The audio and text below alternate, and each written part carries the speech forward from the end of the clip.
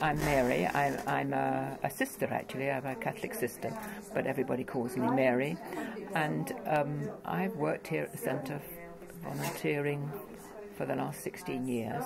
I'm a teacher by profession, and then I moved here after I had finished teaching and administration, and moved to Forest Gate and looked around to see how I could spend my retirement, if you do retire. And I got involved in about 3 things. I was helping children read in a school, and then I was helping in the homeless centre, and I was helping in ramp. Well, after a bit I realised I was getting too impatient with the children, so I thought it's not good, so I stopped that. And then eventually I concentrated 3 days a week with ramp, because it was easier to concentrate on one. And I have learned so much. You know, I have no social work background, but I have learned so much, and I've learned so much from the people who are just fantastic, you know, and all different nationalities.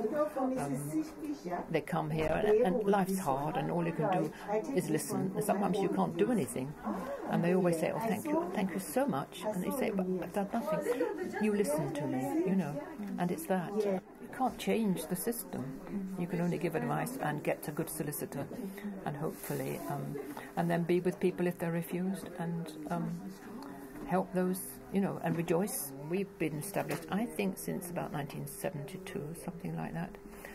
We've moved around different places. We're here now because we have very little funding, and the renewal programme keeps us going, so we don't pay any rent for here, and we don't pay for light or heating or computer work. We pay very little. We have a little money coming in, but very little. More and more people are not getting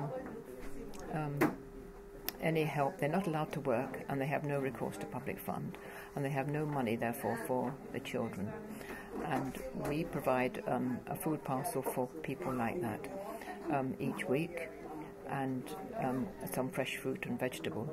The fresh fruit and vegetable is donated by a church organisation, and it has been for the last 11 years. It's incredible.